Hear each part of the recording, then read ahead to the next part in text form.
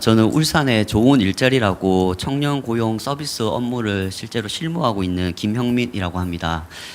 저는 말 그대로 이제 청년 정책을 같은 청년으로서 실무를 하고 있는 입장에서 제가 드리는 말씀의 주제는 고용이라고 먼저 좀 말씀을 드리고 싶습니다. 제가 이렇게 실무를 하다 보니까 정말 우리나라에 생각보다 청년 정책이 정말 많다는 것, 그리고 국회나 정부에서 저희 청년들을 위해서 굉장히 좋은 정책들을 많이 만들어 주시고 있으시구나라는 생각을 하고 있어요. 근데 실질적으로 정말 핵심은 당연한 얘기겠지만 그 정책들이 이제 현장에서 실효성 있게 작동하고 있는가, 그리고 우리의 목소리와 우리의 니즈가 얼마나 잘 반영되고 있는가가 가장 중요하다고 말씀을 드릴 수 있겠는데요. 사실 지금 최근에 보면 청년 정책 제안 대회라고 청년들이 직접 정책을 제안하는 그런 대회들이 활발히 열리고 있는 걸로 알고 있습니다. 저도 한 2번 정도 그런 정책 대회에 참여를 해서 실제로 제가 제안했던 정책이 법제화가 되기도 하는 경험을 가지고 있는데요. 청년들이 이렇게 정책을 직접 아이디어를 낸다는 게 너무나도 좋은 제도긴 하지만 실제로 경험해본 입장에서 솔직하게 말씀드리면 아무래도 이제 청년들이 가지고 있는 전문 지식이나 이런 좀 역량적인 부분에서 한계가 있는구나라는 생각을 좀 하게 됐고, 역시 이제 정책은 아무래도 좀 더 전문성을 가지고 있는 정부나 이제 정부에서 만드는 것이 좀 더 효율적이구나라는 생각을 합니다. 그래서 이런 정책 제안을 청년들이 하는 것도 좋지만 저는 국회에서 만들어지는 정책들이 조금 더 실제로 청년들이 이 정책들을 어떻게 받아들이고 있고 그들이 정말 필요한 게 무엇인지 약간 이런 부분들, 실제로 참여한 부분들의 좀 후기 같은 것들이 잘 들어갔으면 좋겠다라는 생각을 하는데, 모든 청년 정책이 만족도 조사를 하는 건 알고 있습니다. 그 만족도 조사를 해서 다음 연도 정책에 반영하는 것도 잘 알고 있습니다. 하지만 그런 만족도 조사는 아무래도 이제 관련 주체나 수행 기관에서 하다 보니까 솔직한 우리의 목소리나 아이디어가 들어가는 데 있어서는 좀 한계가 있다라는 것이 느껴지는데요. 사실 그런 역할을 하라고 있는 것이 청년 기구가 많은 걸로 알고 있어요. 고용노동부나 뭐 보건복지부 그 외에 전국에 있는 지자체들이 청년 참여 기구를 많이 활동을 하고 있는데, 이런 활동 기구들이 이미 청년들 정책도 홍보하고 있고 다양한 역할들을 하고 있지만, 저는 이런 자율적인 것도 좋지만 조금 더 이게 정부와 청년 기구 간에 좀 연계점이 될 수 있는, 그러니까 쉽게 말해서 실제로 정책을 기획하는데 좀 반영이 될 수 있는 그런 네트워크가 조금 더 구축이 되었으면 좋겠다라는 생각을 합니다. 그래서 좀 저희 청년 기구 같은 기구들이 그런 정책들을 좀 더 수요 조사를 잘해서 그거를 이제 같은 청년의 입장에서 수요 조사를 하기 때문에 더더욱 실질적인 목소리를 조사할 수 있을 것 같고요. 그 조사된 내용을 객관적으로 판단해서 정부에 제출을 한다면 매년 청년 정책을 좀 더 개선하는 데 있어서 지금보다는 좀 더 투명하고 더 좋은 아이디어가 많이 나올 것으로 생각하고 있습니다. 저부터 그런 노력을 하려고 노력하도록 하겠습니다. 들어주셔서 감사합니다. 제가 이거 죄송하지만 단답 하나만 할게요. 이런 거예요. 우리 이런 자리를 포함해서 가령 우리가 일자리에 대한 고민이 있어요. 근데 막상 많이 모여서 하면 좋은 게 나올 것 같죠.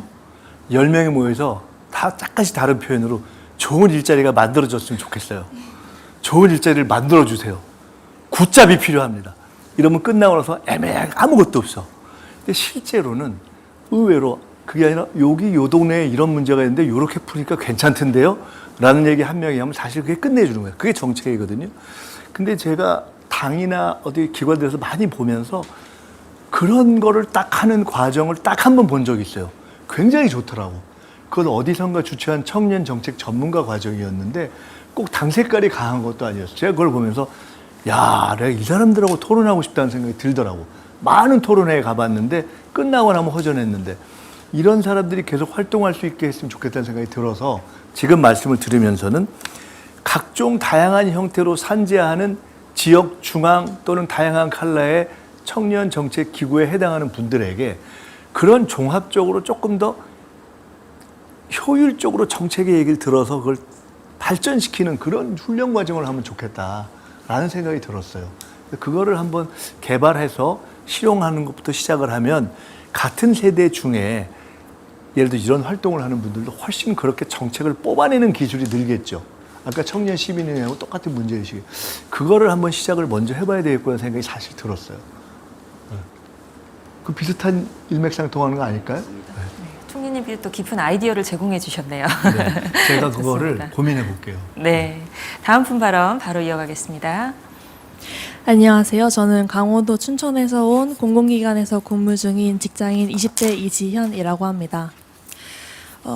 예전에 비해서 현재 많은 청년 관련된 정책이 쏟아지고 있기 때문에 과거에 비해서 좀 더 많은 청년들이 현재 정책이나 그런 정부에서 어떤 것을 하는지 관심이 비교적 커지고 있다고 생각이 들고 있어요. 그러면서 좀 더 참여를 원하는 청년들이 좀 더 많아진다고 생각을 하고, 그로 인해서 중앙이나 지방에서 아까 계속 말씀하셨던 것처럼 그런 의견 수렴하는 단체가 지속적으로 생기고 활동을 하고 있습니다.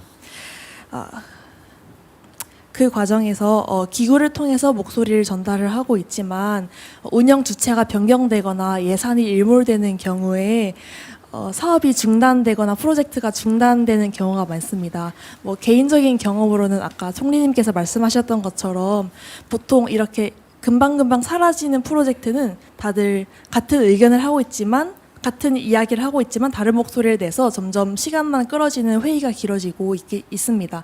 그런데 저희가 생각하기에는 좀 더 장기적인 프로그램 사업으로 이어진다면은 그들도 점차 성장을 해가지고 한 명이 발언을 하는데 좀 더 효율적이고 영양가 있는 발언이 의견을 수렴할 수 있는 단체가 점점 생길 거라고 생각을 합니다.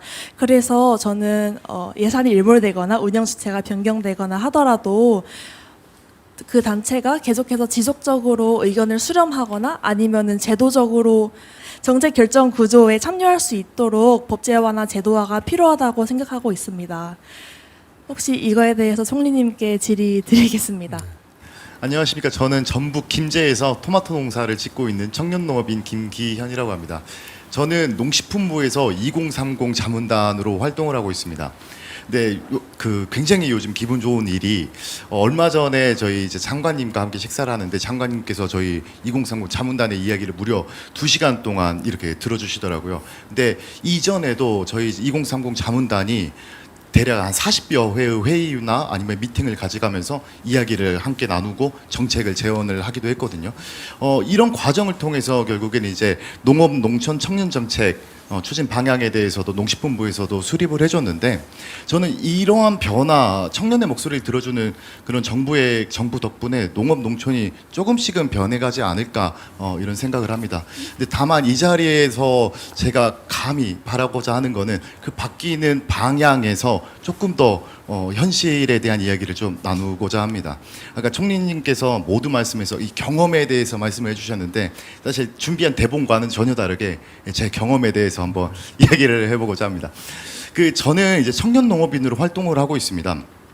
농사도 짓고 있고요. 근데 이전까지 대한민국에서는 청년 농업인을 3만 명을 육성한다는 국정 과제가 있었습니다. 굉장히 많은 양의 청년 농업인을 이렇게 육성하려고 했었죠. 근데 한 가지 문제가 발생을 하게 됩니다. 처음에 같이 했던 저와 비슷한 청년들이 계속해서 사라져가고 있습니다. 그 이유는 농업이라는 게 너무 정말 단순하게 일만 한다고 끝이 나는 게 아니라 엄연한 기술이 있고 그 안에서도 경쟁이 있습니다. 저희들이 충분히 준비하고 농촌으로 들어오고 농사를 시작해야 되는데, 문제는 그런 준비 없이 농촌에 들어온다는 것입니다. 그래서 정말 수치상으로는 잘 표현이 아마 안 될 겁니다. 왜냐면은 농업을 포기하는 순간 여태껏 받았던 지원금들을 뱉어내야 되는 상황이기 때문에 서류상으로는 드러나지 않지만은 실제로 농업을 포기하거나 그리고 농촌에서 삶을 힘들어하시는 분들이 꽤나 많습니다. 그래서 그런 분들이 지금 이미 정착하신 분들이 더 잘 자랄 수 있게 할 수 있는 방법이 하나가 필요하고, 두 번째로는 새로 들어오신 분들이 충분한 준비를 거쳐서 들어올 수 있게 해줘야 되지 않나 싶습니다.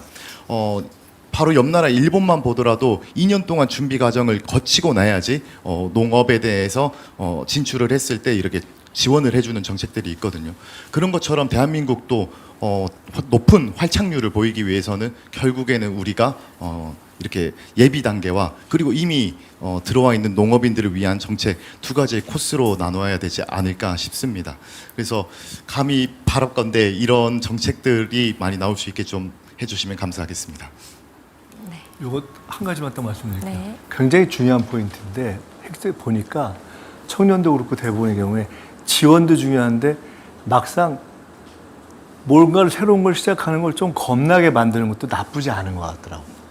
준비 기간을 충분히 주고 준비를 잘 해서 들어가는 것이 들어갔다 실패하는 걸 막는 데 상당히 도움이 되는 굉장히 중요한 말씀 같고요. 또 하나는 조금 전에 준비한 것과 전혀 다른 말씀 하신다고 그랬잖아요. 우리 그런 거 너무 좋아해요.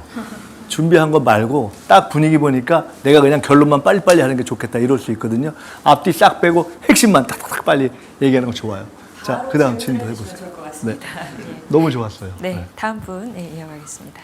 네, 안녕하세요. 저는 거제도에서 거주하고 있는 32살 진소희입니다. 네, 저희 직업은 해녀이지만 이 자리는 수산 분야 청년들을 대표한다 생각하고 말씀드리겠습니다. 네, 먼저 어촌 현실은 청년을 찾기보다는 인적 자체가 드문 경우가 대부분입니다. 네, 그리고 대부분 50대, 60대 고령이신 분들이 자리를 지키고 계신 상황입니다. 네, 어촌에도 청년들이 터전을 꾸리려면 정부의 배려가 꼭 필요하다고 생각합니다. 네, 첫 번째, 청년의 기준입니다. 네, 청년 농업인은 40세 미만으로 정하고 있는데 우리나라가 고령화되고 있기도 하고 보다 많은 나이에 사회 활동을 왕성하게 할 수 있는 점을 생각해서 50세까지 기준을 바꾸면 어떨까 합니다. 네, 그리고 두 번째, 네, 소득 안정화입니다. 저는 10년 차 귀화한 청년 해녀로 활동하면서 어업을 알리고 있는데 사실상 기후 위기로 바다 생태계의 변화는 이미 체감되고 있습니다.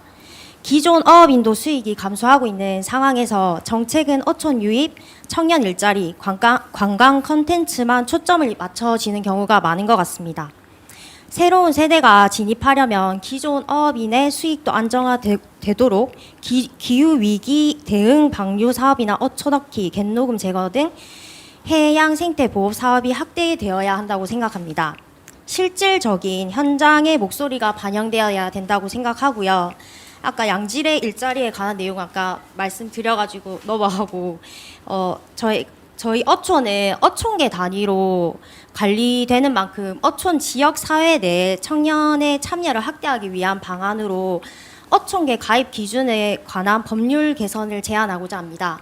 네, 청년들이 좀 더 쉽게 진입할 수 있도록.